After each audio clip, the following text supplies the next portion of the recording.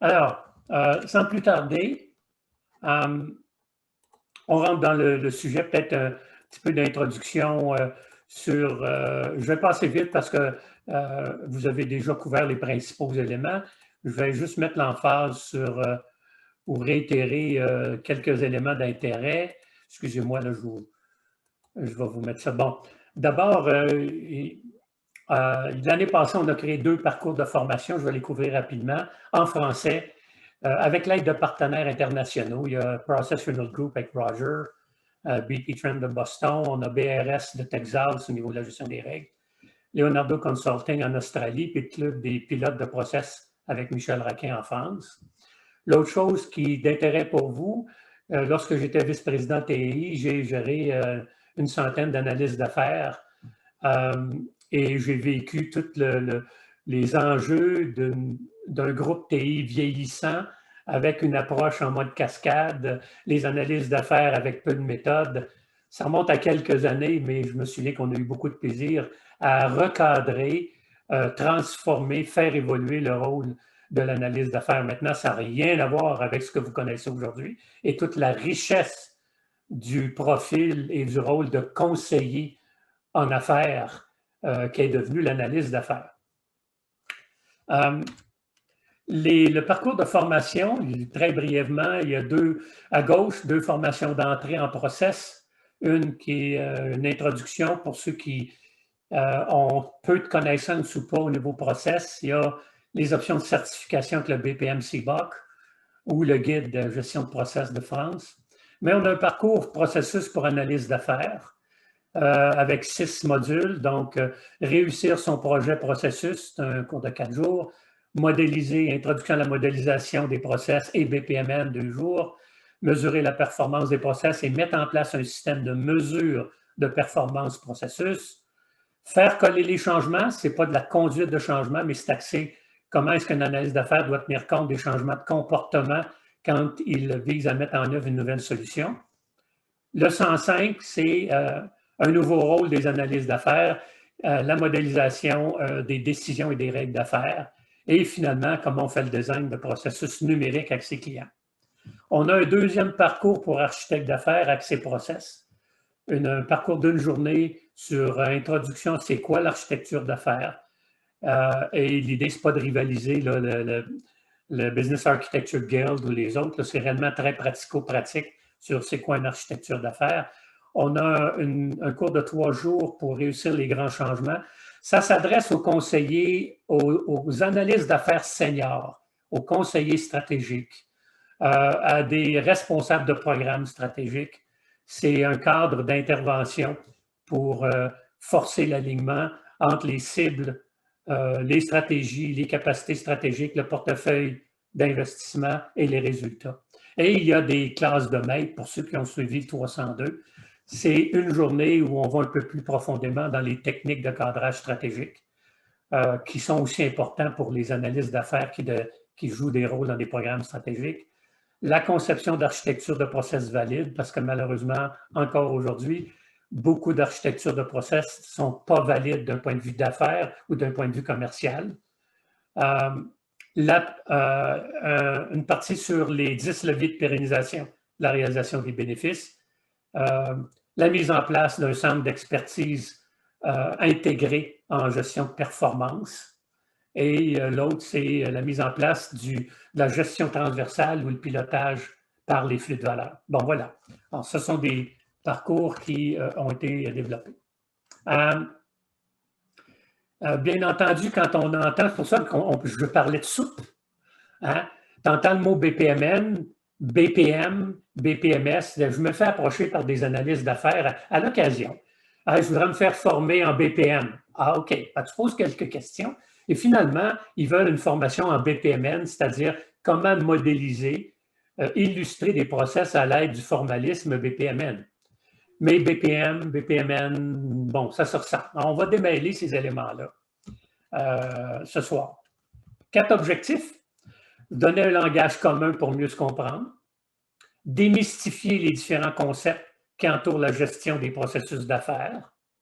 Mettre en relief ce qui est le plus pertinent et utile pour les analystes d'affaires. et mettre en valeur les bénéfices associés à la gestion de process pour nos organisations. Mon message central, si vous permettez, la gestion des process d'affaires, c'est une nouvelle discipline qui est au cœur des transformations de nos organisations, qui est un incontournable. Bon, maintenant, encore faut-il que les exécutifs et la direction le réalisent, mais tu ne peux pas repenser ton modèle d'affaires ni ton modèle d'opération sans passer par une refonte de ton modèle de création de valeur / architecture de process / architecture d'affaires. Les 3 sous-messages, la valeur au sein des entreprises se crée transversalement. C'est rare qu'on crée de la valeur à l'intérieur de nos silos fonctionnels. Et du point de vue du client, ce qu'il reçoit comme service, c'est le fruit d'un flux de valeur transversal qui traverse l'organisation de bout en bout. Deuxième point, les process d'une organisation sont des actifs ou des passifs ou de la dette, au même titre que ses finances, ses technologies, ses données, ses talents, ses produits et services. Aujourd'hui, on est obnubilé, et c'est correct, c'est normal, par la dette technologique. Il y a autant de dettes technologiques que de dettes processus, et pourtant, on n'adresse pas la dette processus. Ça, c'est-à-dire, c'est des méthodes de travail, des règles, des politiques qui n'ont pas évolué et qu'on a juste empilé une par-dessus l'autre au fur et à mesure que le temps passe. Troisième point, l'analyse d'affaires, le conseiller d'affaires a un rôle clé à jouer dans la mise sous gestion des processus d'affaires. Je vais citer Edward Deming, qui est le père de la qualité ou le grand-père de la qualité. Okay? 85% des raisons d'échec au sein des entreprises au niveau des déficiences sont dues à des déficiences de système et de processus et non des employés qui aiment ça travailler tout croche. Donc, on est au cœur avec les process, autant qu'avec les systèmes. On est au cœur des déficiences des organisations.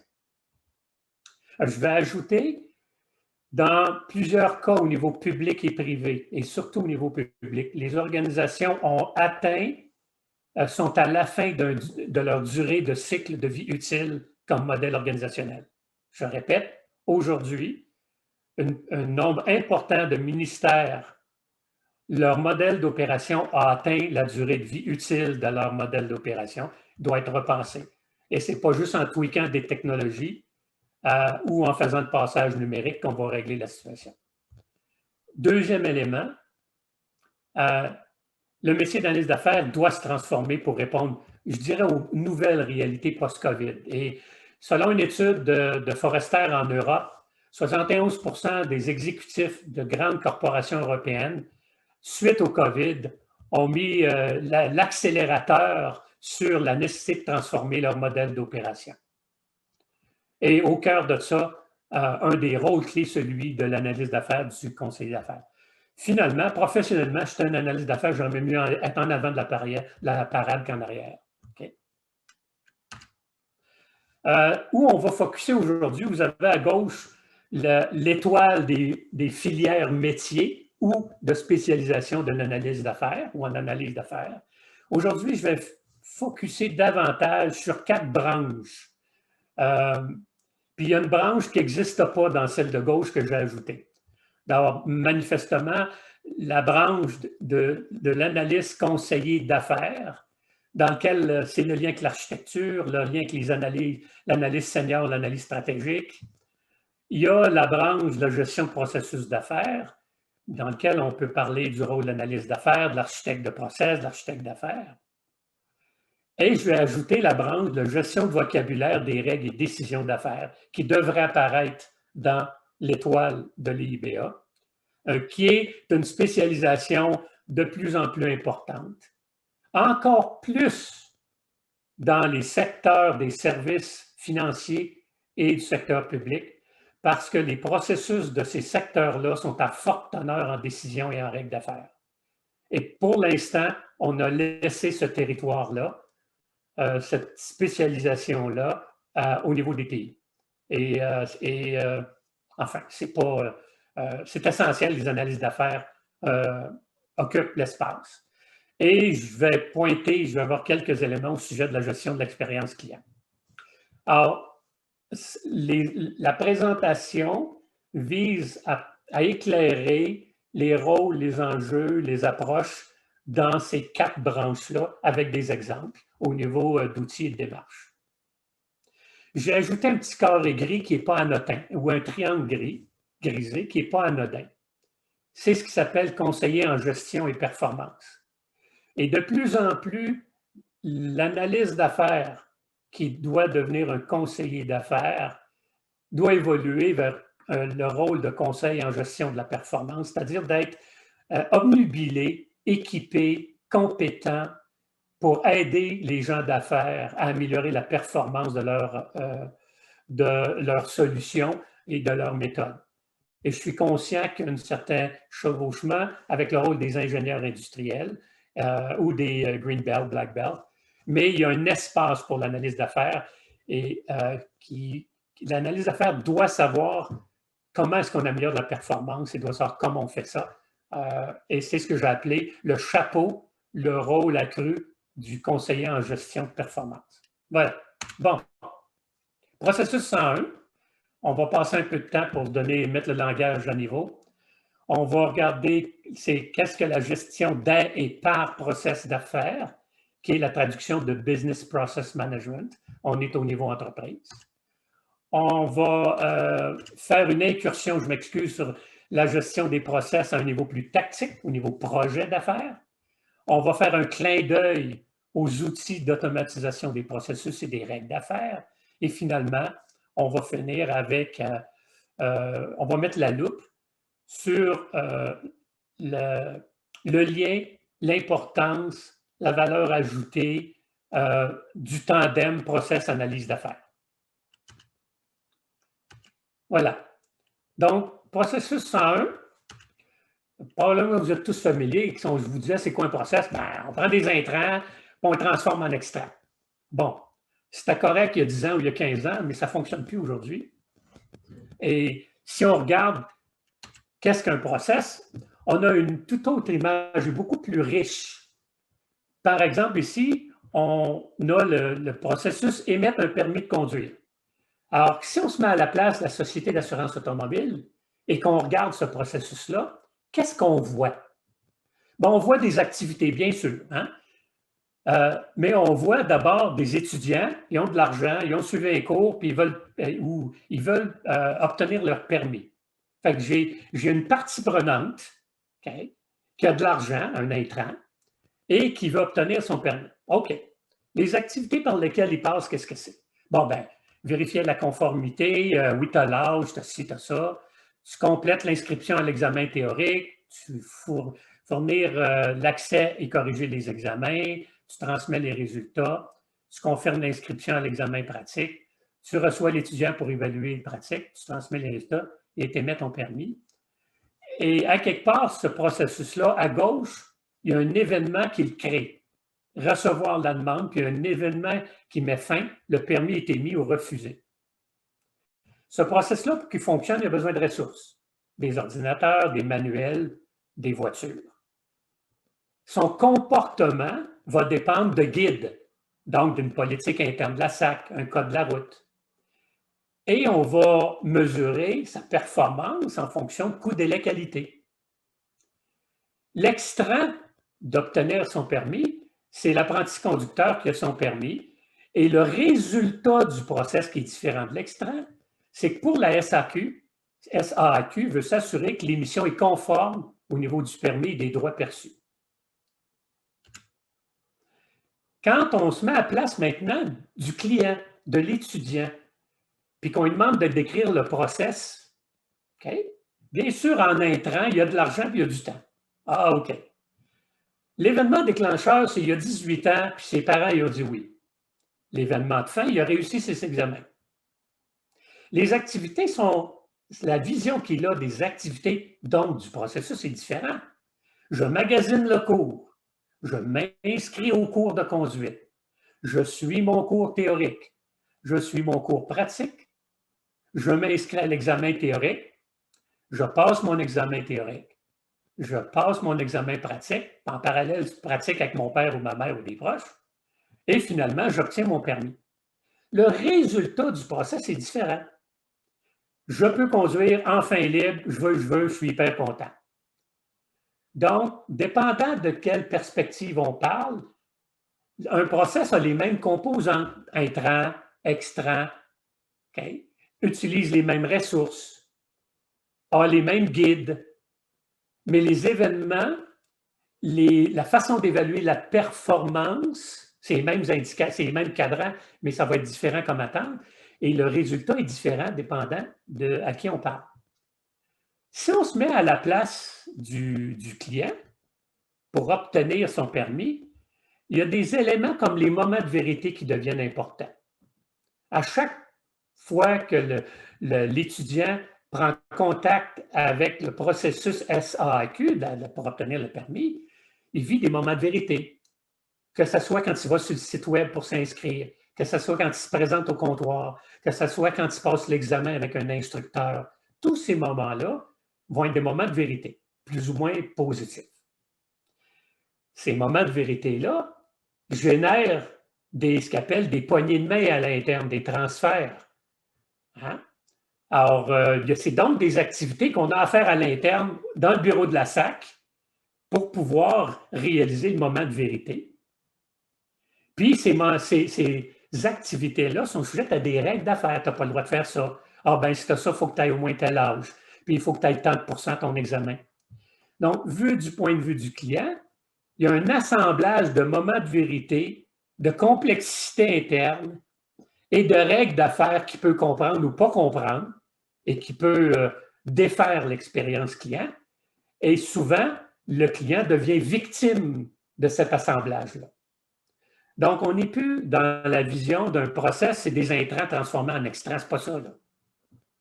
Okay? J'ai des extrants, des activités avec des décisions, les losanges, qui génèrent un extrait. J'ai un événement de début, un événement de fin. Ce processus-là se comporte selon les règles, les politiques qu'on lui a données, qui peuvent venir complexifier grandement le processus. Et il utilise des ressources qui peuvent elles-mêmes venir foutre le bordel ou réduire la performance ou améliorer la performance du process. Et finalement, le process donne toujours un résultat qui est valorisé par une partie prenante et qui va se traduire en indicateur clé de performance, mais cadran rouge. Ça, ce sont les composantes d'un processus d'affaires. Beaucoup plus riches, plus percutantes, plus impactantes pour le rôle de l'analyse d'affaires. Okay? Un petit clin d'œil à BMW. On disait toujours, BMW, c'est quoi la différence entre un extrait et un résultat? BMW, les extraits, c'est les voitures. Le résultat, ils sont obsédés par le résultat, c'est un conducteur qui a de la joie à conduire. Et ils vont mesurer, ils vont évaluer la joie qu'ont les gens à conduire leur véhicule. C'est très différent de l'extrait. OK? Donc, un processus, bien sûr, ça transforme des intrants en extrants afin de produire un résultat valorisé par une partie prenante critique et plus particulièrement créer de la valeur, okay? Qui doit créer de la valeur client. OK. Deuxième caractéristique d'un process, là on vient de voir les composantes. Un process, ça a une autre caractéristique, okay? C'est qu'il y a une élasticité, il y a une composante de valeur ajoutée, non valeur ajoutée. Dans le domaine des services, processus client égale expérience égale service. Et mon process dans le domaine des services a donc une propriété de valeur ajoutée. Par exemple, si vous regardez ma visite à l'urgence, en gris, c'est des attentes ou des déplacements. J'arrive, je m'envoie à l'inscription, ça prend 3 minutes. Là, je m'en vais m'asseoir. Il me rappelle pour aller au triage. Prend 10 minutes. Il me renvoie m'asseoir. Là, il m'appelle à rencontrer un urgentologue. Ça prend 3 minutes et quart. Il faut rentrer dans l'antichambre ou la petite chambre. J'attends encore après l'urgentologue. Là, l'urgentologue me voit, fait une évaluation rapide, peut prescrire des examens, etc. Là, je m'en vais passer des examens, un scan, une radiographie, une prise de sang, me déplace, j'attends. Puis là, plus j'ai de tests, plus je me déplace et plus j'attends. Et là, je m'en vais me rasseoir. Ben là, j'attends. Là, on m'appelle. Ça dure 15 minutes, puis je m'en retourne avec une prescription. Donc, il y a une propriété d'un process, c'est qu'il y a des composantes à valeur ajoutée, à non-valeur ajoutée ou à non-valeur ajoutée nécessaires. Parce que des fois, il y a des non-valeurs ajoutées nécessaires à cause d'un besoin de conformité. Donc, c'est un élément clé de processus. Le troisième élément clé est très important. Le comportement des processus est dicté par les règles d'affaires. Ce sont les règles d'affaires qui changent le plus souvent que les process, et c'est eux qui dictent souvent la performance. Si vous ne me croyez pas, regardez ce qu'on vit dans le COVID depuis 1 an. Qu'est-ce que le gouvernement change à tout bout de champ? Ce sont les règles d'affaires. L'âge à laquelle tu peux te faire vacciner. OK? C'est un exemple. Donc, ils changent continuellement les règles d'affaires pour s'adapter au comportement, les résultats, les enjeux. Les processus, au début, c'était l'approvisionnement du matériel médical. Les processus étaient loin d'être prêts pour faire face à une crise et ils dealaient avec un approvisionnement. Ils ont donc dû improviser, négocier des contrats à fort prix parce qu'il n'y avait pas de processus en place. OK?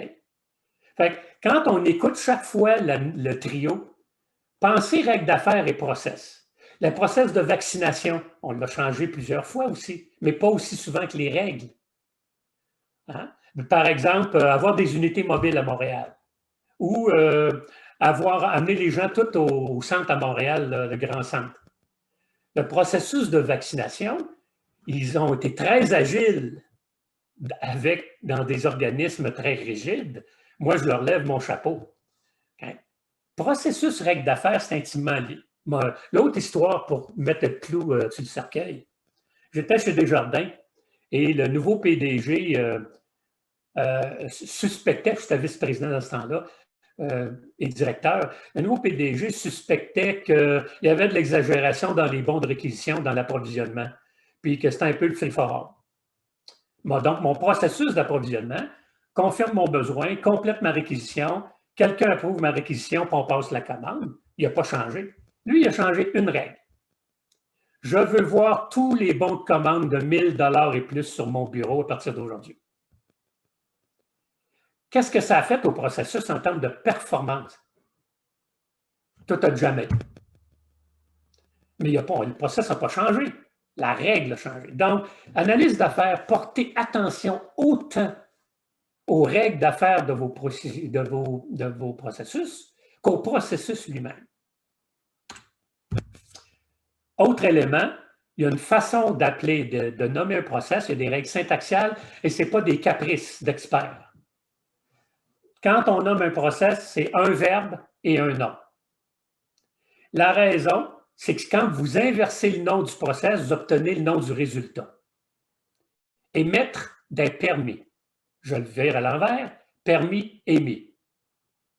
J'ai le résultat, je peux même associer un indicateur de performance. C'est essentiel parce que des processus, ce sont des actions.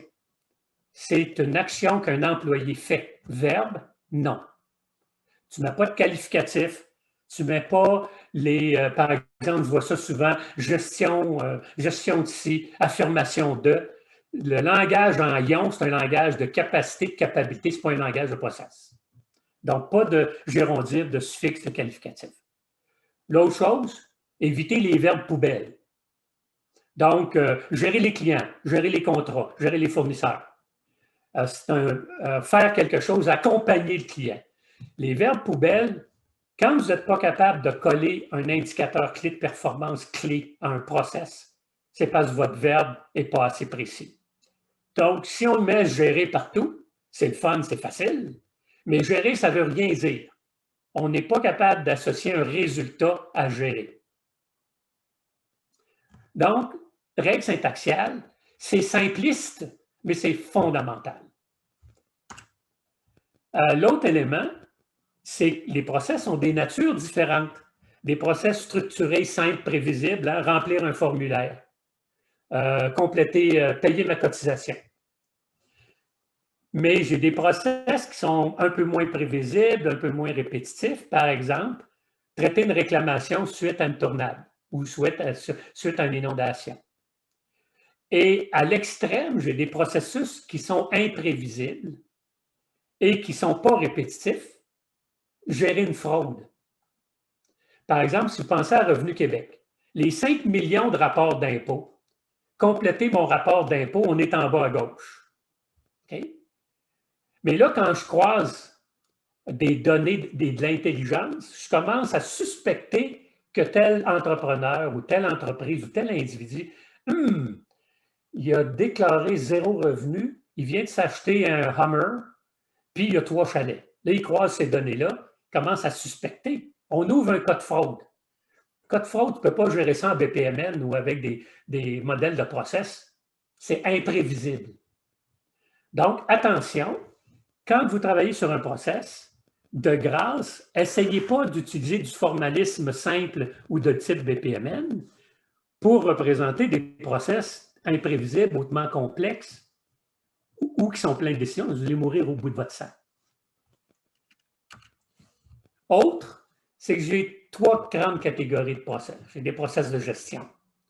Donc, les process de planification, de gestion de risque, relation avec les actionnaires. Donc, des process dont l'empreinte est à long terme, assurer la viabilité, la pérennisation de l'entreprise. J'ai des process de gestion qui s'imbriquent, qui sont sur le cycle annuel, de gestion budgétaire, gestion des projets, etc. Là, je suis en gestion. Au cœur de l'entreprise, c'est pourquoi elle existe. J'ai mes process clients. C'est ça pourquoi j'existe. Mes flux de valeur. Et ces flux de valeur-là ont besoin de processus de soutien pour pouvoir s'opérationnaliser. J'ai besoin de ressources humaines, de TI, de ressources financières, de ci, de ça. Donc, on a 3 types de process. Ce qu'il y a d'intéressant, quand on travaille au niveau des process métiers, c'est souvent le cas au niveau de l'analyse d'affaires, on omet que dans certains cas, la performance d'un processus client, c'est peut-être pas le processus qui est brisé. C'est peut-être le processus de soutien du genre fournir des applications, des services informatiques ou des solutions d'affaires. Bien sûr, ça n'arrive jamais, mais mettons que ça arrive. Ou ça peut être un processus de gestion de portefeuille au niveau de la gestion, où je n'ai pas de règles de gouvernance, si tout croche, c'est au plus fort la poche. Autre particularité de process, c'est la poupée russe. Un processus, c'est de poupée russe. Je pars avec la chaîne de valeur du ministère, de l'agence, de l'entreprise, de l'université. Je la décline dans ces flux de valeurs. Ces flux de valeurs-là se déclinent en process ou sous-process. Quand je suis à ce niveau-là, je suis dans la zone de travail de l'architecte d'affaires, de l'architecte de process, des grands projets de transformation. Du moment que je descends à des niveaux activités, sous-process activités, où là, je fais des projets d'amélioration, des projets d'automatisation, je suis dans le domaine du conseiller en performance, de l'agent de ligne, de l'analyse d'affaires qui fait de l'évaluation et de l'analyse de process et de la conception. Je suis en mode projet. Et si je descends au niveau tâches et étapes, je tombe dans la zone d'exécution, soit à l'aide des logiciels pour automatiser des process ou des robots. Il faut que j'aille jusqu'au niveau tâches et étapes. Donc, comme analyse d'affaires, on travaille au milieu. Ce n'est pas les analystes d'affaires qui vont établir, concevoir les modèles détaillés au niveau tâches et étapes qui vont devenir exécutables. Ça devient des spécialistes, on les appelle les spécialistes BPMS ou les analystes techniques qui maîtrisent les formalismes à un niveau tel pour pouvoir représenter des modèles exécutables par des plateformes intelligentes. Ce n'est pas le domaine de prédilection de l'analyse d'affaires. Un exemple de décomposition.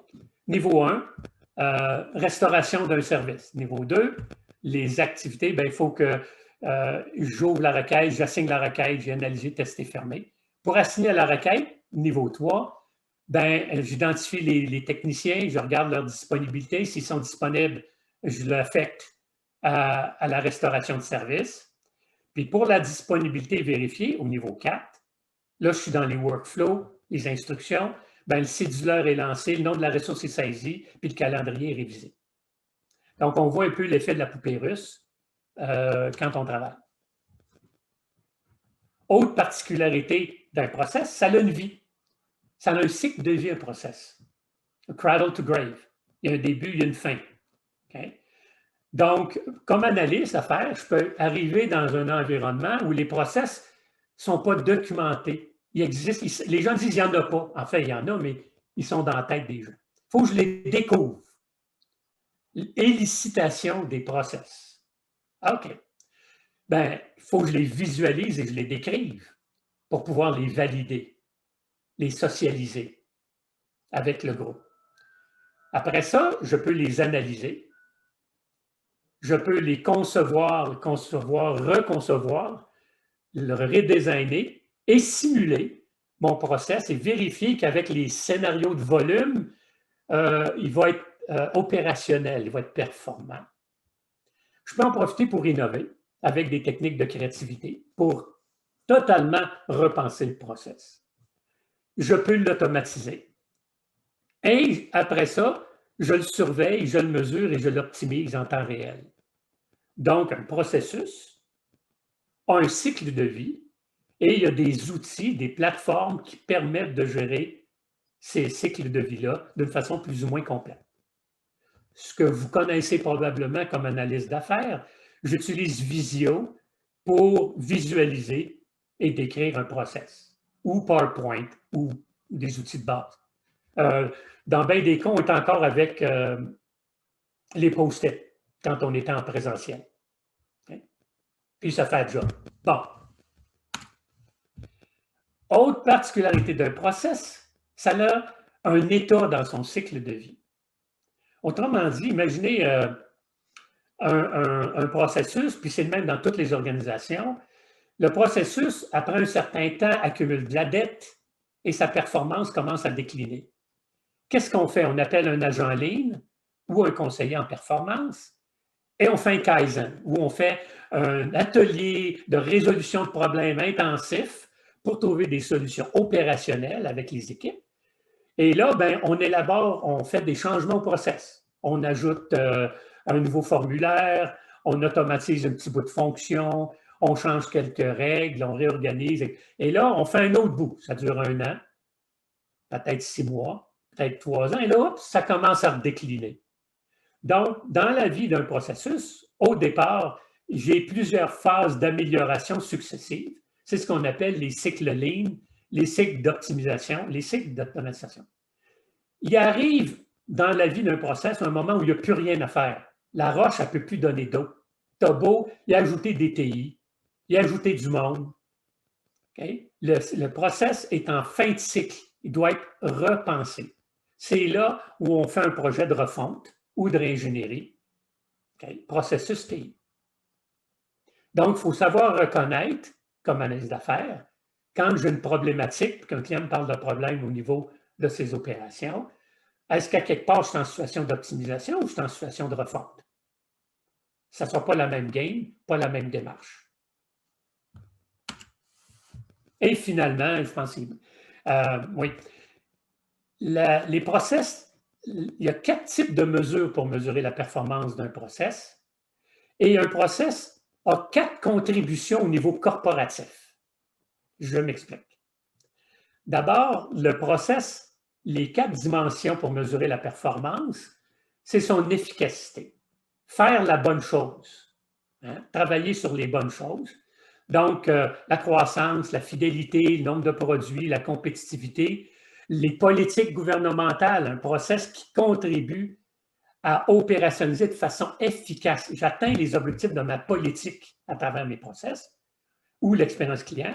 On parle d'efficacité.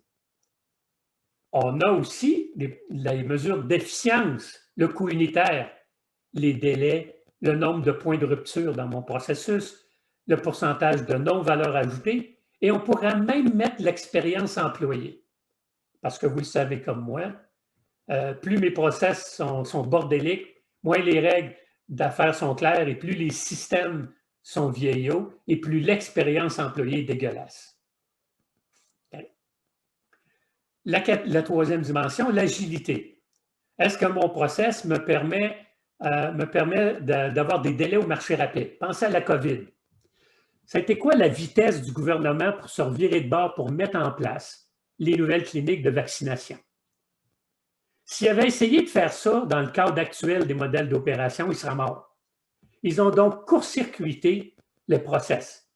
Pourquoi comment ils ont réussi à court-circuiter le process? Ils ont changé les règles du jeu. Là, ils ont de l'agilité. Est-ce que ça va être pérennisable? On verra. Délai marché, délai coût pour changement, variabilité dans la prestation, délai coût pour traiter une exception sont tous des exemples de mesures de performance agilité. Finalement, performance qualité, hein, la constance, la réactivité, la prédictibilité, désolé, il y a une faute de français, les défauts, les erreurs, les retours en arrière, les coûts de la non-conformité, les coûts de la non-qualité sont au niveau de la qualité. Mais le process, il existe bien sûr pour les clients et au niveau corporatif contribue soit à accroître les revenus, puis les revenus, c'est dans le sens très large du terme. Ça s'applique autant au niveau gouvernemental que privé. Okay? Parce qu'au niveau des gouvernements, ils dépendent aussi de budget et donc de revenus. Les coûts et le service. Et la quatrième contribution, c'est la conformité à des règlements, des politiques ou des lois. Donc, un process, on mesure sa performance et il contribue à une des quatre ou deux des quatre ou quatre des quatre cibles corporatives. Pour résumer, process, c'est une série d'activités dont le résultat est valorisé par une partie prenante. Je peux le regarder outside in, vu de l'étudiant qui veut passer son permis, ou inside out, vu de la société d'assurance automobile. Un service égale un processus client égale expérience client. Contient beaucoup de non-valeur ajoutée. On estime qu'en moyenne, un processus a 90% de non-valeur ajoutée. Pas 5%, 90%. Et sous une très forte influence des règles d'affaires, se nomme à l'aide d'un verbe d'action et un nom, et de différentes natures, hein, structurées, prédictives. 3 catégories, gestion client soutien. Il se décompose en un cycle de vie, en un état variable, c'est-à-dire j'ai juste besoin d'y donner une amélioration incrémentale ou il faut que je le repense. Et finalement, ces contributions de performance se mesurent. Voilà pour la première section. Je peux prendre une question si vous voulez par rapport à cette section-là. L'idée, c'est processus 101, langage, élément clé. Pour l'instant, on n'a pas de questions sur le chat, mais on avait une description intéressante. Quelqu'un qui disait efficacité, c'est faire les bonnes choses et efficience, c'est faire les choses de la bonne façon. Oui, c'est ça. C'est bien. Alors, on va maintenant parler de c'est quoi gérer le BPM, Business Process Management. Qu'est-ce que gérer les process par process au niveau entreprise? Et pour ça, je vais utiliser une pyramide pour illustrer les dimensions de la gestion. En fait, c'est aussi 4 dimensions où on peut évaluer les axes de maturité en gestion de process d'une organisation. Je m'explique. Il y a, quand quelqu'un m'appelle et dit « Gilles, on veut faire le virage process, puis on en fait d'ailleurs », je pose 4 questions. La première, la haute direction, il parle-tu de processus? Okay? Est-ce que c'est dans ce qu'ils discutent, c'est dans leur métrique, qu'est-ce qui se passe au niveau de la haute direction? Deuxièmement, au niveau de vos opérations, avez-vous des équipes qui travaillent à améliorer vos process? Si oui, comment ils font ça? Puis c'est qui? Là, c'est au milieu, au niveau opérationnel, au niveau des projets. Troisième, pardon. Les TI, c'est quoi leur rôle dans les process? Qu'est-ce qu'ils font? Qu'est-ce qu'ils offrent? Quels services? Ils ont-ils des technos? Ils ont-ils choisi des outils? Ils ont-ils établi des standards? Etc. Et finalement, la mise en œuvre, les ressources humaines, c'est quoi leur rôle au niveau des process? C'est-tu clair? Ils sont-ils équipés? Ils ont-ils une approche? Sont-ils intégrés? Alors, la gestion de process, c'est quand ces 4 dimensions-là sont gérées d'une façon intégrée, okay? Et que les process sont gérés comme des actifs clés. Donc, BPM, c'est la discipline de gestion des process d'affaires d'une organisation basée sur le fait que les processus sont des actifs clés et sont gérés comme des actifs clés. Au même titre que les finances, que les TI, que les données, que les ressources humaines.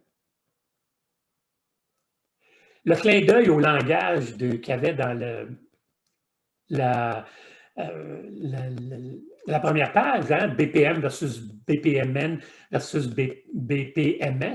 Ici, ben, j'y réponds tout de suite, mais on va y revenir. Hein. BPM, c'est une discipline de gestion des process d'affaires de l'organisation basée sur une gestion des actifs, une gestion transversale.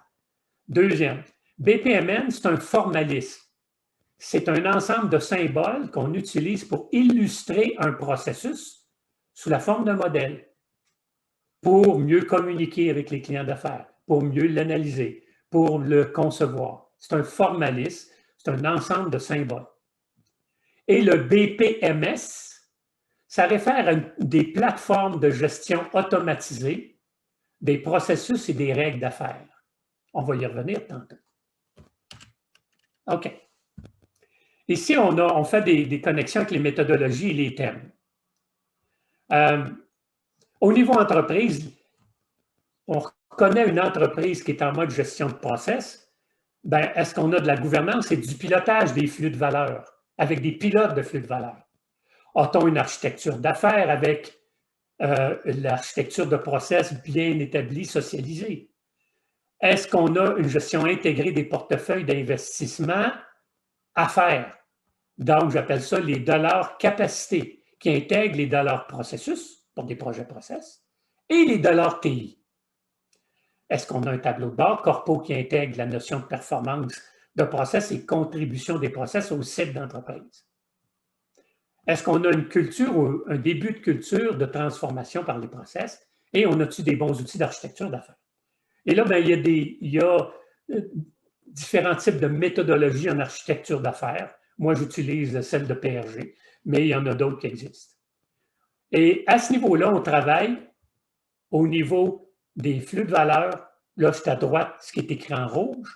Au niveau chaîne de valeur, flux de valeur, process N1, N2, et j'arrête là. C'est la gestion par process au niveau entreprise, mais au niveau gouvernance, au niveau de la direction. En même temps, j'ai besoin d'avoir mis en place au niveau des projets une gestion de processus. C'est-à-dire des projets avec une méthodologie pour améliorer la performance d'un process, avec ou sans automatisation. Je peux faire des missions Lean si j'ai des agents Lean, Black Belt, Green Belt. Je peux avoir mis en place des tableaux de bord visuels pour permettre aux équipes d'avoir un feedback sur la performance de leur processus. Je vais avoir des mesures en place, automatisées ou non. Et je peux avoir des gestionnaires, j'aime pas le terme, mais des pilotes de process dont le rôle est de s'assurer que le process est sous gestion et qu'on améliore continuellement sa performance. Je suis au niveau projet, tactique, opération. Et là, tu as des méthodologies. DMAIC en est une. Nous, on utilise une méthodologie qui est BPI, qui est standard, Business Process Improvement en 5 étapes. Et là, on est au niveau 3, au niveau 4. On peut aller jusqu'au niveau activité. Et finalement, au niveau de la mise en œuvre, au niveau techno, c'est quoi tes standards, tes outils de productivité, tes plateformes? On pense à les plateformes intelligentes de gestion de process, IBPMS. On pense maintenant les low-code platforms qui de plus en plus sont fusionnées avec les IBPMS. les plateformes qui génèrent du code à partir de modèles, les plateformes pour gérer les règles d'affaires, BRMS, Business Rule Management System, les robots. OK? On est dans ce domaine-là. Puis au niveau de la mise en œuvre RH, bien, on est dans la conduite de changement avec ces processus, avec les méthodologies de gestion de changement. Donc, gérer les process, c'est actionner ces 4 dimensions-là sous la forme d'un programme pour augmenter la maturité en gestion des process de l'entreprise. Gestion des process, je vais aller un petit peu plus loin. Il y a 7 leviers pour bâtir une organisation centrée processus. Je vais parler d'architecture d'affaires versus de processus. Et je vais faire un clin d'œil au niveau du pilotage de process. Gilles, on a une question. Avant d'aller plus loin, il y avait une couple de questions, peut-être que tu pourrais répondre. Oui. Avancer. C'est que quelqu'un voulait savoir, est-ce qu'on peut avoir BPM, BPMN et puis BPRMS, est-ce qu'ils peuvent exister l'un sans l'autre? Est-ce qu'on doit tout avoir ça dans une organisation ou non? Malheureusement, ils peuvent exister l'un sans l'autre. Et c'est une étape où on reconnaît l'immaturité en gestion de process des organisations. Et la façon dont c'est classique, les TI achètent une plateforme, un outil de modélisation, OK, et amènent ça au niveau des affaires, ou en parallèle, j'ai des agents en ligne qui font un paquet de projets d'amélioration de process.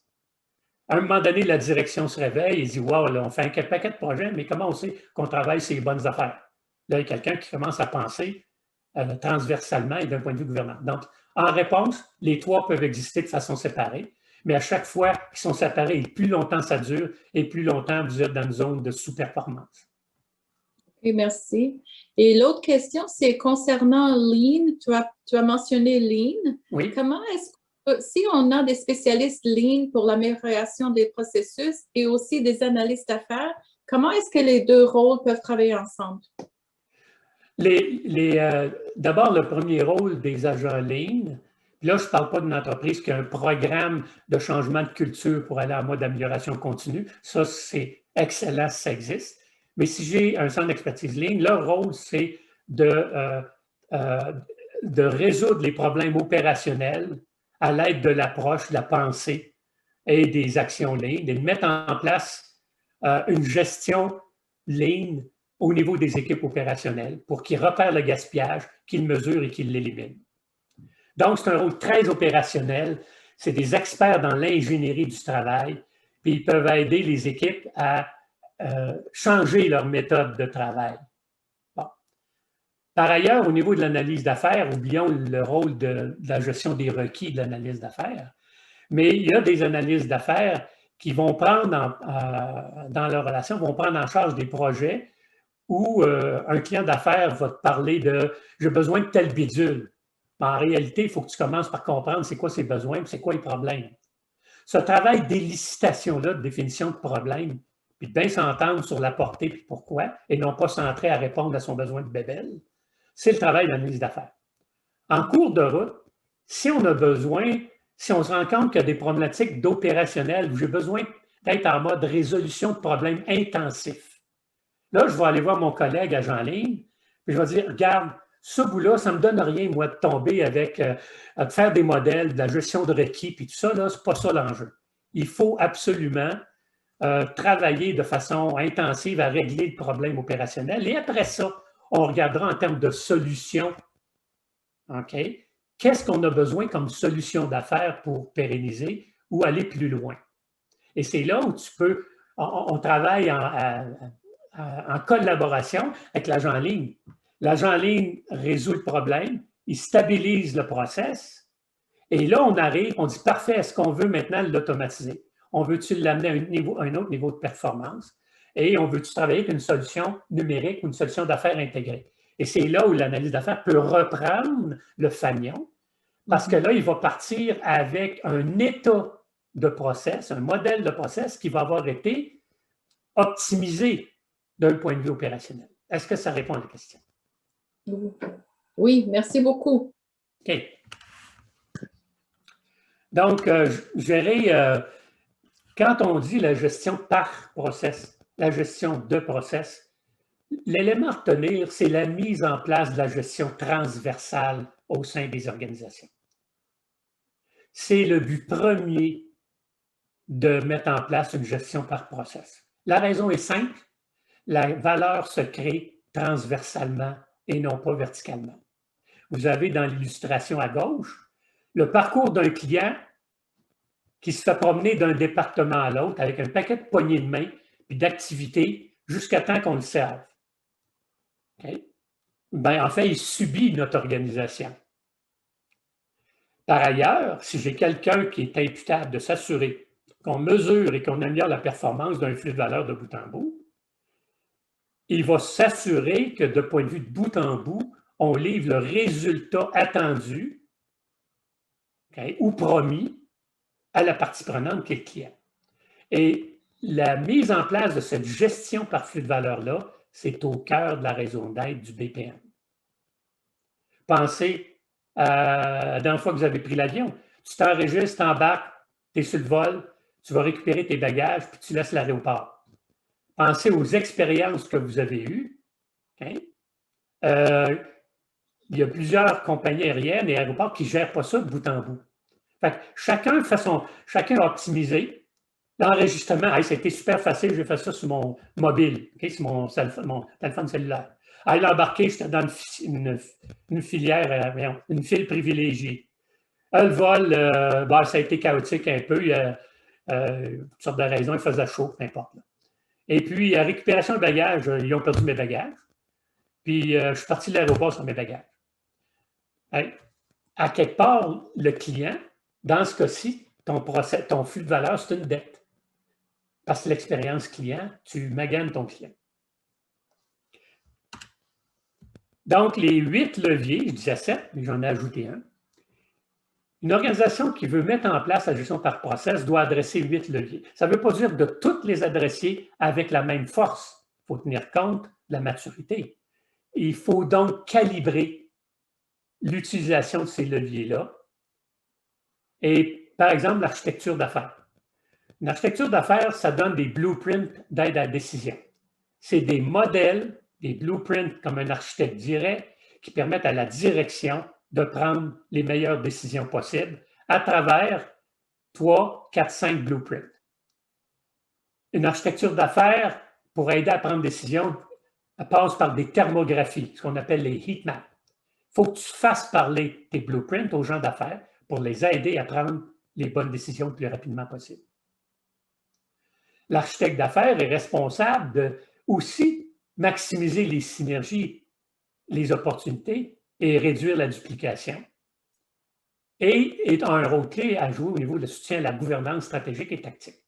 Donc, la fonction d'architecture d'affaires, la discipline est un des éléments à mettre en place pour qu'une organisation puisse mettre sous gestion ses flux de valeur et augmenter sa maturité en gestion par flux de valeur.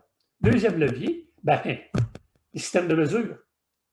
Système de mesure de la performance, l'architecture de la performance, la hiérarchie du tableau de bord corpo jusqu'aux équipes opérationnelles pour que les gens voient leur contribution aux cibles corporelles, c'est l'architecture de la performance. Les leviers RH, il y en a 6 ou 7, ils sont souvent en conflit. Il faut les aligner si on veut de la performance. La gestion visuelle, les tableaux de bord, etc. Troisième levier, la gouvernance des process, c'est-à-dire la fonction de pilotage. Qui est le pilote du flux de valeur? Qui est le pilote du processus? Leur donner les moyens, que ce soit à travers les équipes de pilotage, qu'on priorise les projets performance, avec ou sans automatisation. C'est là où on va aussi intégrer la gestion d'investissement au niveau stratégique. J'ai 25 millions à dépenser ou je dois investir 25 millions pour atteindre mes cibles en fonction de quel projet est plus prioritaire que quel autre. Et là-dedans, vous allez voir les différents types de projets. Ça peut être des projets process, des projets de capacité, des projets TI, des projets RH, des projets de culture. La gestion tactique des projets process, c'est un autre élément, une autre mécanique de gouvernance au niveau tactique. Et finalement, la gestion des budgets, que j'appelle budget performance ou TI plus processus d'affaires. Quatrième levier, peut-être plus familier pour vous, c'est l'amélioration des process. Il faut que j'aille en place culture, approche, méthode, compétences, mécaniques en amélioration de process. Alors, mission ligne, des projets BPI menés qui sont soit dirigés par des Green Belt, des Black Belt ou des analystes d'affaires. J'ai du forage, de l'analyse, l'intelligence process avec des outils. Si mes opérations sont automatisées, bien, je vais aller forer dans mes opérations automatisées pour déduire le comportement réel de mes process. Je vais faire de la simulation, je vais modéliser, je vais exécuter. Le cinquième levier, c'est que ça prend manifestement une mécanique, un centre d'expertise. Que ce soit un centre d'expertise BPM, un centre d'expertise transformation. Aujourd'hui, je parle de plus en plus d'un centre d'expertise en gestion de performance intégrée, dans lequel j'ai les bonnes compétences, j'ai le bon staff, j'ai les outils, les standards, les méthodes. Et le rôle du centre, c'est de faciliter la montée en compétences et en maturité des capacités de l'organisation à gérer par processus. C'est leur rôle. On parle de capacité, ça me prend des capacités BPM, mais ici, je parle de méthodologie, d'outils, de compétences, de technologie de productivité BPM et de référentiel. Le septième, il faut que je travaille sur une culture d'amélioration continue, une culture process, et vous pouvez ajouter une culture agile. La culture agile, la culture process, la culture amélioration continue ont en commun, en fait, ont un noyau dur semblable, identique en termes de caractéristiques comportementales qu'on veut voir et de compétences. C'est le même noyau dur. Ça veut dire les comportements qui valorisent l'amélioration continue, l'obsession de la chasse au gaspillage, de la création de valeur, les gestionnaires qui deviennent des coachs, des leviers RH alignés, etc., etc. J'ai ajouté un huitième levier qui s'en vient, c'est une tendance. Ça bouillonne. J'étais encore avec un groupe d'une quinzaine de personnes à travers le monde, je le dis bien, et on constatait la montée en importance de partir, de changer d'un mode de gestion inside out à un mode de gestion outside in. Et c'est important comme changement majeur au sein des entreprises. Bon, alors voilà, 8 leviers à actionner, pas d'un coup, pas de la même façon, c'est à articuler, c'est à orchestrer. On parlait d'architecture de process comme un des leviers. Donc, c'est un blueprint d'affaires. Une architecture de process, c'est un modèle de création de valeur, puis c'est un outil de gouvernance. C'est aussi simple que ça.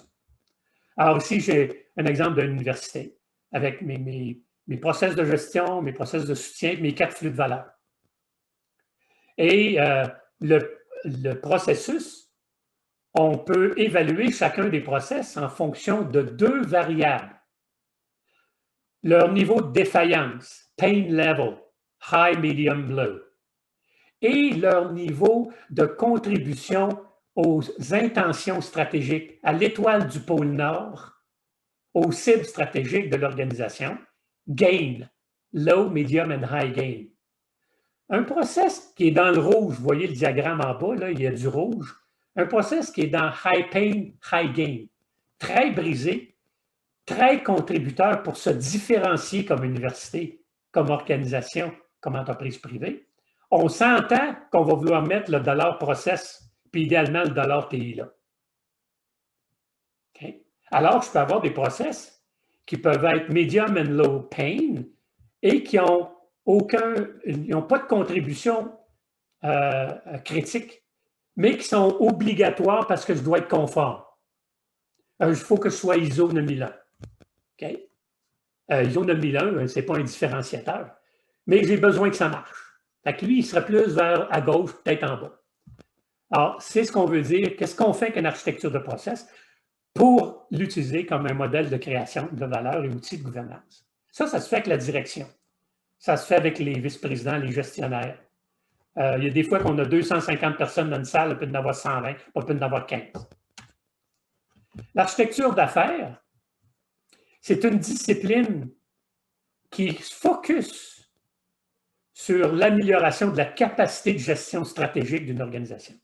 Le rôle d'un architecte d'affaires, c'est d'améliorer l'efficacité et l'efficience de la capacité de gestion stratégique d'une organisation par des aides à la vision, des aides à la décision et des aides à l'exécution.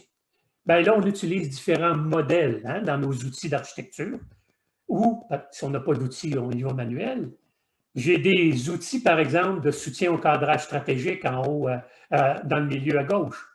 Je peux utiliser Archimate pour bâtir un modèle de motivation. Je peux utiliser le modèle de proposition de valeur, le modèle d'affaires. Je peux utiliser la matrice de cohérence en machine cannerie. Je peux utiliser les cartes de pointage, Balance Scorecard. J'ai des outils pour jouer mon rôle d'architecte d'affaires et soutenir l'aide à la vision. Comme architecte d'affaires, après ça, c'est l'aide à la décision. Et là, j'ai d'autres outils avec les outils d'architecture qui me permettent, par exemple, de faire mes différents blueprints. Mon architecture de capacité, mon architecture de processus, mon architecture d'information, mon architecture de décision, par exemple, et de faire des croisements avec les priorités d'entreprise, leurs zones de défaillance, et faire de la thermographie pour faire parler ces plans d'architecture, ces modèles-là, et aider les gestionnaires à prendre les meilleures décisions. Ben après ça, il faut que j'aide à l'exécution. Et là, dans l'exécution, il y a d'autres outils. On peut avoir, par exemple, des cartes à portée architecturale. On a le IGO qui est en bas, des modèles de portée pour nos projets. On a des tableaux d'analyse d'investissement. On a les cartes routières, etc., etc. Okay? Puis, finalement, l'architecte d'affaires doit se soucier de la mise en place du dispositif de gestion de performance de l'entreprise, l'architecture de performance. OK? Elle va s'opérationnaliser comment? Il ne fait pas tout seul, il ne fait pas ça tout seul. Ça prend des collègues avec des spécialités. Alors, voilà le rôle de l'architecte d'affaires.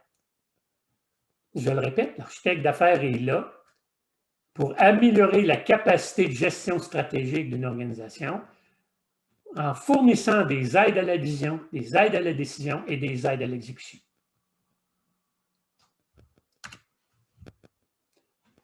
Si on regarde les BPM par rapport à SAFE, l'architecture d'affaires, on est en haut au niveau stratégique, Strategic Identify. C'est là-dedans qu'on joue. Okay? On peut jouer au niveau tactique un peu plus tard, mais c'est énormément à ce niveau-là. L'architecture d'affaires va, avec les exercices de priorisation, va générer un portefeuille de projets. Je vais avoir des projets de capacité ou fondation, des projets TI, des projets processus, des projets organisationnels. Et c'est là où je vais utiliser des méthodes d'amélioration de performance de process pour un projet donné ou des méthodes d'accélération de l'automatisation du virage numérique pour un autre processus à l'aide d'une plateforme intelligente.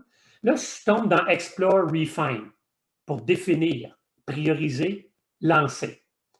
Et finalement, quand je veux passer puis exécuter, automatiser mes solutions, j'utilise des plateformes intelligentes qui lisent des modèles de process et de règles et qui génèrent du code exécutable, qui se mettent à exécuter ce modèle-là en temps réel. Et là, on parle de BPMS, BRMS, Low-Code Platform, RPA. Fait que vous voyez un peu le lien avec le SAFE. Maintenant, des exemples d'outils, de vue d'outils. Ça, c'est un exemple d'une méthodologie. Moi, je l'utilise depuis 15-20 ans, là, mais il y en a d'autres, ce n'est pas la seule. Une méthodologie au niveau de la gestion des grands changements à l'aide de l'architecture d'affaires. 4 étapes, cadrer stratégiquement le programme, designer le modèle d'opération cible, planifier et lancer la stratégie d'exécution et pérenniser la réalisation des bénéfices. Et là, vous avez des exemples d'outils de vue qu'on utilise avec des outils d'architecture. Puis ce n'est pas tous les outils d'architecture qui ont tous ces outils-là. Mais j'ai, par exemple, un modèle de motivation. Là, je suis à gauche, colonne de gauche en haut. Mon modèle de motivation Archimède. Mon modèle suprasystème du programme, de l'organisation. Mon analyse, mon diagramme des parties prenantes, c'est le troisième en bas à gauche. Mon modèle d'affaires, le quatrième. Mon modèle, mon architecture de performance, mon cinquième. Quand j'ai le temps de designer mon modèle d'opération pour répondre à mes cibles stratégiques, à mes intentions stratégiques, bien là, j'ai mes thermographies, mes architectures avec lesquelles je joue. Et de là, je fais mes ateliers de priorisation. Et l'atelier de priorisation va donner lieu à un portefeuille de projets d'investissement où je vais gérer deux éléments. Les probabilités de réaliser le projet selon ce qui était planifié et les probabilités de réaliser les bénéfices ou les résultats. Ces mesures-là doivent être toujours en tandem. Okay? Et il y a des outils de gestion de portefeuille. Donc, comme analyste d'affaires, plus vous allez vouloir ou plus vous allez jouer des rôles stratégiques, plus vous allez jouer au niveau des programmes, des initiatives stratégiques, et plus c'est important que vous connaissiez, que vous compreniez au niveau de la gestion des process, au niveau méthodologique, l'arsenal et l'approche qui peut vous aider à jouer votre rôle. En termes de méthode de mesure de performance, moi, j'utilise une méthode en 12 étapes qui simplifie. Ça a l'air compliqué, mais c'est une logique quand vous passez à travers. L'élément clé, c'est quand on bâtit une architecture de performance, il faut comprendre, on mesure la performance de quoi? Bien sûr, je peux mesurer la performance, si je regarde ma roue ici, je peux mesurer la performance de mes intrants, de mes extrants, de mes process, de mes soutiens, de mes processus de soutien, de mes guides, de la gestion. Mais fondamentalement, il y a 4 angles de performance qui sont à arrimer. Il y a mesurer les cibles stratégiques au niveau entreprise. Tout ce qu'on fait doit s'arrimer à ça. Si c'est de moderniser le système et réduire les coûts d'opération de 30%, so be it, donc ça devient notre cible. OK. Après ça, j'ai la performance opérationnelle au niveau des process. Hein, vous vous souvenez, efficacité, efficience, qualité, agilité. À l'intérieur de ces mesures-là, il faut que je vois comment ça contribue à mes cibles stratégiques. Donc, je vais inclure en bas à gauche la performance selon les parties prenantes, entre autres employés et clients. Donc, il faut mesurer les changements qu'on fait, comment ça répond aux objectifs de performance expérience client et performance expérience employé. Et à droite, c'est les systèmes de mesure tombent quand ils ne sont pas intégrés au niveau des équipes opérationnelles avec les bons niveaux d'ICP, des indicateurs qui parlent aux équipes, qui comprennent, qui sont simples, qui mesurent et qui sont capables de relier avec les grandes cibles et de donner du feedback sur leur contribution. Bien, monter un système de performance, architecturer la gestion de la performance, c'est de ça dont on parle ici. Et finalement, au centre, on a parlé de la mesure outside-in, la mesure client. Ce n'est pas encore connu au Québec, mais ça va s'en venir au fur et à mesure que ça... C'est la notion de mesurer le facteur de disruption, le facteur de rupture d'un processus.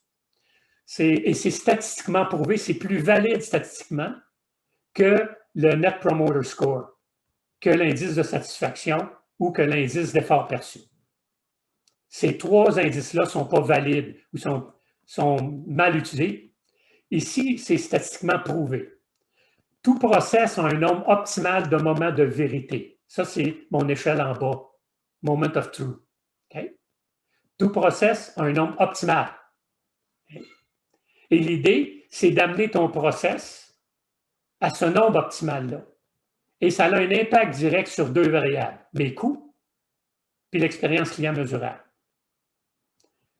Ce que ça veut dire, l'échelle de verticale, c'est le point de rupture, c'est le facteur de rupture qui se calcule en fonction d'une équation où tu multiplies les moments de vérité, tu ajoutes les transferts, les handover, les transferts internes, hein, qui sont forcés quand tu veux répondre à une requête client, et permet de calculer un facteur. Par exemple, une firme d'assurance aux États-Unis, le processus de réclamation, il y avait un facteur à 640. Donc, en gauche, en haut, j'étais à 640. Il y avait environ 30 quelques moments de vérité. Autrement dit, il tuait le client. Alors voilà. Gouvernance de process, mise en place de mécaniques au niveau stratégique, au niveau des projets et au niveau amélioration continue. Les revues exécutives de performance de flux de valeur, chaîne de valeur, les revues périodiques de pilotage des flux de valeur, la surveillance, l'amélioration, performance des process, mettre en place, c'est un gros changement, c'est pas une petite affaire, là. Mais quand on parle d'actionner la gouvernance process, c'est de ça dont on parle. Bureau BPM, un bureau ou centre d'expertise performance ou process, normalement, ça a 4 fonctions. Ça gère la stratégie processus. Okay? Donc, toute la montée en maturité process, c'est sous leur responsabilité. Ça supporte la gestion des process, les outils, les standards, etc. Ça soutient l'amélioration des process, donc ça outille les analystes, les agents en ligne à réaliser les projets. Puis finalement, ben, il y a des process de soutien là-dedans. Ici, les bureaux de PPM, on en parlait il y a 10 ans, il y a 15 ans. Il y en a encore. On s'en va tranquillement vers la notion de bureau de performance qui réplique les fonctions, dans lequel il y a une fonction de soutien à la gouvernance avec les architectes et les conseillers stratégiques. Donc, formulation, exécution, gestion de portefeuille, architecture d'affaires, performance. Soutien à la gestion des process et à la performance, dans lequel on retrouve nos experts, nos gourous, nos méthodologistes, entre guillemets. Et finalement, soutien à l'amélioration. C'est là où j'ai mes projets, mes analyses d'affaires, mes agents en ligne, mes ingénieurs, mes modélisateurs. Alors, la gestion par et la gestion des process, c'est une discipline de gestion qui gère les process comme des actifs. Elle force l'alignement cible, stratégie, projet, résultat. Elle exige une méthode ou une démarche d'architecture d'affaires ouverte. Elle actionne les 8 leviers. Elle exige une mise en place du pilotage par flux de valeur. Elle intègre un centre d'expertise. Elle a besoin d'avoir un centre d'expertise pour la soutenir. Elle exige la mise en place d'un système de mesure. Elle se situe au niveau de la direction. Puis elle est facilitée, grandement facilitée par les outils de productivité en architecture d'affaires. C'est la gestion par processus, la gestion de process comme si c'était des actifs. Et bien sûr, il y a des outils d'évaluation de maturité de ça. Okay? Question? Oui, on a des questions. Gilles, évidemment, beaucoup de questions. Par exemple, comment justifier l'implantation du PBMS dans une organisation? Comment prouver sa rentabilité? Quel est le bon timing? Est-ce qu'après avoir émis un ERP ou après une certification ISO, etc.? Alors, implantation du BPMS, comment on peut encourager l'organisation à le faire? D'abord, le terme, BPMS, c'est une plateforme, on ne parle pas d'un visio là, ou d'un outil de visualisation, de modélisation. Ce n'est pas de ça qu'on parle. Parlons d'une plateforme intégrée dans laquelle j'ai 2 parties. Un studio de modélisation des process, de simulation, de forage, d'intelligence, et une plateforme d'exécution qui prend les modèles issus de mon studio, qui les exécute et qui génère des microservices, des API, du code, etc. Donc, un BPMS a ces deux capacités-là. Premier élément au clair. Dans bien des cas, c'est les gens de TI qui vont chercher un BPMS. Dans l'objectif d'être plus productif pour eux, pour pouvoir automatiser des process le plus rapidement possible ou des règles d'affaires le plus rapidement possible. Et souvent, leur business case est sur les gains, la réduction des coûts de développement et l'accélération de la mise en opération de nouvelles solutions d'affaires. C'est surtout ces arguments-là que les BPMS sont vendus. Par ailleurs, pour les analystes d'affaires, il y a des gains de productivité majeurs au niveau de la gestion des requis, au niveau de leur rôle, la modélisation, avec l'aide d'un studio de modélisation dans lequel je travaille avec des gens d'affaires. Le problème des plateformes choisies par les gens de TI, qui n'impliquent pas les analystes d'affaires et les gens d'affaires, c'est que c'est des outils, des plateformes pour TI par TI. L'important des analyses d'affaires, c'est quand on va choisir le BPMS, c'est en fonction des démarches, de ce qu'on veut faire et d'améliorer toute la fonction de gestion, de mise en place d'une solution d'affaires et de modélisation. Et la justification, c'est une justification de productivité, c'est une justification de gaspillage qu'on élimine, mais c'est un gros changement. Ce n'est pas quelque chose qu'on pitch puis qu'on lance dans les mains des analystes d'affaires et des gens d'affaires. Ça, c'est un échec assuré. Je ne sais pas si j'ai répondu à la question. Oui, je pense que oui. Et une dernière question, parce que là, on a encore des questions, mais là, il faut se limiter malheureusement. Mais on avait une question sur le American National Standards Institute. Est-ce que vous m'entendez? Oui. Okay. Alors, est-ce que ainsi est en déclin? Parce qu'il semble que BPMN gagne du terrain. Alors, qu'est-ce que tu penses de ça? C'est clair que BPMN s'est rendu le standard. Toutes les plateformes avant, il y avait des outils de modélisation qui avaient leur propre symbolisme, leur propre formalisme, sont maintenant tous compatibles BPMN. D'autant plus que le trio, le Triple Crown, BPMN, DMN, CMN, je vais en parler tantôt, a un impact direct à un niveau de productivité que les autres outils de modélisation ne peuvent pas avoir. D'accord, merci beaucoup. Okay. Allons maintenant au niveau de la... Là, ça va être plus concret, ça va vous parler plus, les analyses d'affaires. On va aller au niveau projet, okay? Au niveau 1 processus.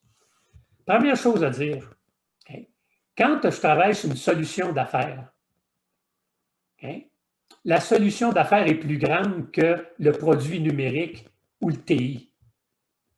Et la performance d'un processus, okay?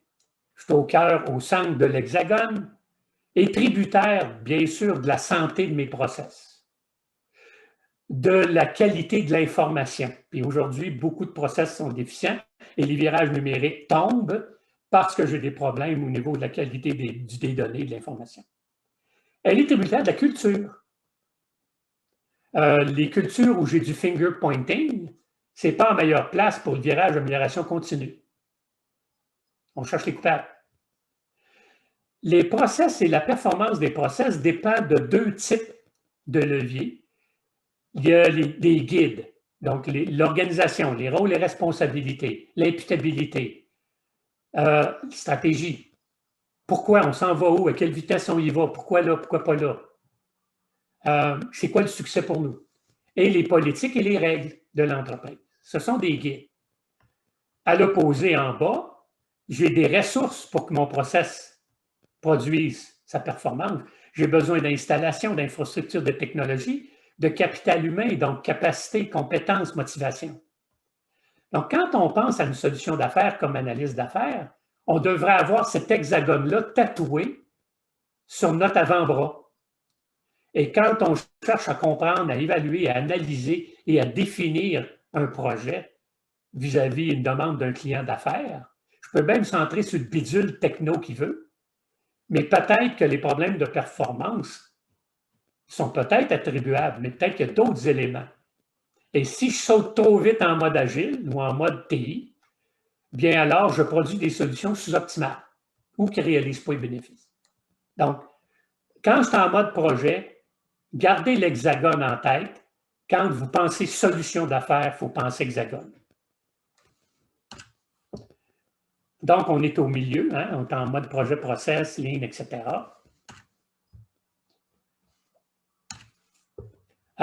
Vous avez en haut une démarche type d'amélioration de process. Hein? Donc, définition cadrage. Avec le client, on définit c'est quoi apporter, pourquoi tu veux faire ça, c'est quoi le succès, c'est quoi les contraintes, combien de budget, etc. On passe à l'analyse de la solution, on analyse l'actuel, la conception, le prototypage, la situation de la solution souhaitée, sa mise en œuvre, son développement et son déploiement, et son opération, son amélioration. Vous avez en dessous les fonctions des outils. Pour des outils BPMS, vous avez des fonctions qui couvrent et comment ils viennent appuyer les étapes du projet. On va y revenir tantôt. Maintenant, des exemples d'outils. Je fais une analyse d'affaires, je suis en mode définir mon projet avec le client d'affaires. Bon, j'ai un promoteur, j'ai des experts métiers, j'ai peut-être un agent en ligne ou pas, j'ai un conseiller d'affaires ou un analyste d'affaires. Je peux avoir peut-être un modélisateur, peu importe, conseiller RH. Dans le cadrage, je vais d'abord définir la raison d'être du projet. Là, je suis en haut à gauche, puis je m'en vais. Je descends les outils vers le bas. La raison d'être du projet, mon analyse de parties prenantes et des échanges entre les parties prenantes et des objectifs, des indicateurs de performance définis par les parties prenantes. Une vue globale de mon système, événement, début, événement de fin, intrant, extrant, guide, etc. Où il se situe dans mon architecture de process? Mon AIGO, qui est mon diagramme de portée de process, où j'illustre pour mon process qui est au centre, les parties prenantes et intrants en intrant, les processus en extrant et les parties prenantes en extrant, les processus et les parties prenantes en guide en haut. Et là, je scope, je fais la portée comme il faut et je valide. Et mon hexagone. Quand je tombe en analyse, bien là, je fais des logigrammes. Je peux faire un parcours client. Je peux faire une analyse de portée de points de rupture. Je peux faire une thermographie sur mon hexagone. Et quand je suis en conception, j'utilise les mêmes outils pour concevoir la nouvelle solution. Et là, je peux ajouter des outils de productivité. Design Thinking, la fleur de lotus, les 6 chapeaux de Bono, plus des outils de gestion de changement. Parce que comme analyste, on doit intégrer dans notre démarche d'amélioration de process la gestion de changement. Et là, bien, il y a des outils qui nous aident à gérer ça. Alors, dans ce cas-ci, ça peut être, ça me prend une démarche et la démarche peut ou non s'appuyer sur un outil de productivité. Mais ça prend une démarche. Parce que si tu as juste l'outil, pas de démarche, ça va aller mal à la choix. Voici des exemples de fournisseurs, puis je veux mettre en relief, puis je ne fais pas de la promotion, là, mais je ne peux pas passer sous silence qu'on a des éditeurs de logiciels productivité BPM québécois qui sont de classe internationale. Et ce qu'ils me disent tous, c'est qu'ils ne vendent pas au Québec, mais ils sont partout dans le monde. Cherchez l'erreur. Je pense à Interfacing qui est à Montréal, qui ont un outil qui permet de gérer toutes les phases d'un projet process et plus. Je pense à Trisotech, qui est à Montréal et qui vient de remporter des prix à l'international au niveau de la santé. Ils ont développé un coffre à outils au niveau de la santé qui est unique au monde. Je pense à Signavio, qui vient de l'Allemagne, mais ils ont des outils intelligents, ou Bizagi. Vous avez d'autres outils, des Cadillac, hein, les Pega, EPN, IBM. C'est des grosses babites hyper dispendieuses pour les très grosses organisations. Vous avez des outils plus spécialisés en robotisation, hein, Blueprint, WorkFusion. Puis vous avez des outils plus spécialisés en gestion, automatisation des règles d'affaires. Je pense à Decision, Sparking Logic, FICO, etc. Mais pour l'analyse d'affaires, votre zone, c'est si vous avez un BPMS, Interfacing, Trisotech, Signavio, peu importe. Okay? C'est essentiel que si on en parle, vous soyez dans l'équipe qui choisit les outils et que vous ayez une démarche en tête et non pas acheter l'outil, puis après ça, on pense aux démarches. Les formalistes, il y en a 3. donc, le BPMN est connu, hein, c'est utilisé un peu partout. Tous les outils ont ça comme standard, même Visio. Et ce qu'il faut se souvenir comme analyse d'affaires, il y a à peu près 103 icônes BPMN. On n'apprend pas ça. On a besoin de 2, 3 icônes quand on découvre, on décrit un process. J'ai mis 5, 7 là, mais tu t'en tires avec 2, 3. Quand tu fais l'analyse, une dizaine, une douzaine max. Ceux qui ont besoin du coffre à outils complet, c'est les analystes techniques qui doivent produire des modèles exécutables. Les autres, il faut qu'ils soient des super experts. Pas nous. L'élément, c'est que ton modèle, il doit parler au client d'affaires. C'est ça l'objectif. Deuxièmement, le DMN, Decision Model Notation. Donc, au lieu de mettre plein de losanges dans ton diagramme BPMN et qu'il soit plus compréhensible, les losanges, c'est des règles d'affaires, puis il y a des processus qui sont décisionnels. Ça va dans les processus. Et une façon de modéliser les décisions, c'est le DMN. Et ça va être ça va devenir de plus en plus standard. OK? Donc, je peux aller sur mon BPMN, je vois un process décisionnel avec cette petite table, je clique dessus et j'ai mon modèle DMN.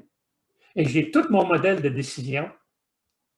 Et là, je peux mettre mes requis. Vous avez des requis au niveau du modèle BPMN. Vous allez avoir des requis au niveau des règles d'affaires et des décisions. Et vous les illustrez au lieu d'écrire un paquet de patentes. Vous êtes en mode Model-Based Requirements. Visual Model-Based Requirements Management. CMMM, c'est le formaliste pour représenter des process de type fraude, des cas qui sont imprévisibles, qui ne sont pas structurés, qui ne sont pas ordonnancés. Chaque événement est unique et nécessite des actions uniques. Il y a un formaliste CMMM. Donc, si vous avez du case management dans votre organisation, je pense par exemple en assurance, la gestion des cas de fraude. On ne va pas faire un cas de fraude avec du BPMN. On va faire des cas de fraude avec du CMMN. OK? C'est juste exemple. Formaliste, symbole. Donc, les modèles, ce qu'il faut se souvenir quand vous êtes dans un projet, les modèles que vous choisissez, vous ne les prenez pas tous, vous les choisissez en fonction des objectifs que vous poursuivez. C'est des modèles qui servent à communiquer avec les gens d'affaires. Je répète et j'insiste. Ces modèles-là sont des outils de communication pour établir, définir les requis, les besoins, les gaps, etc., à l'aide de modèles et pour les gens d'affaires et par les gens d'affaires. Donc, comme disait Georges Bas, tous les modèles sont faux, mais certains sont utiles. Notre rôle comme analyste d'affaires et comme architecte d'affaires, c'est de choisir les bons modèles en fonction de l'objectif qu'on poursuit. Finalement, tu finis ton projet avec une fiche process, Lean, en mode Lean, comme un A3, ça tient sur une page, 2 pages. C'est quoi mon projet? C'est quoi sa portée? C'est quoi la vision qu'on a avec le client? C'est quoi les objectifs qu'on va mesurer? C'est quoi les risques? Les balises qu'on m'a données? Le plan de travail? Ça doit tenir sur 2 pages. Et à l'intérieur de ça, on apprend à utiliser et on récupère des techniques dans boîte à outils Babok. Plusieurs des techniques dans boîte à outils Babok sont dans la démarche BPI. Donc, au niveau de la gestion d'un process, ça prend la forme d'un projet d'amélioration de performance, optimisation, refonte, création d'un process avec ou sans automatisation. Vise à améliorer la performance telle que définie par les principales parties prenantes à l'aide de diagrammes des parties prenantes. Nécessite qu'on mesure la performance. Implique les intérêts des parties prenantes critiques, où on a traduit les 2-3 besoins en indicateurs clés et en objectifs. Se fait à l'aide de démarches de type DMAC ou autres, ou BPI, qui sont classiques.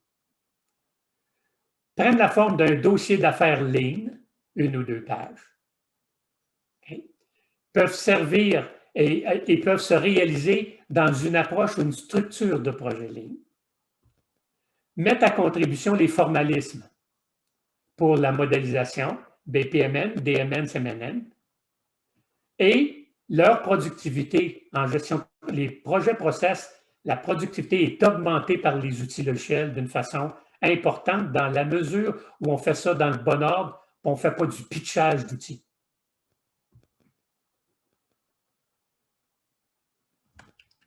Question. Pour l'instant, on doit continuer, Gilles, et juste pour t'aviser, en fait, que tu as à peu près 5 minutes. Parfait. Je vais terminer. Je vais vous donner un clin d'œil sur les outils. Hein, on en a parlé tantôt, les outils d'architecture.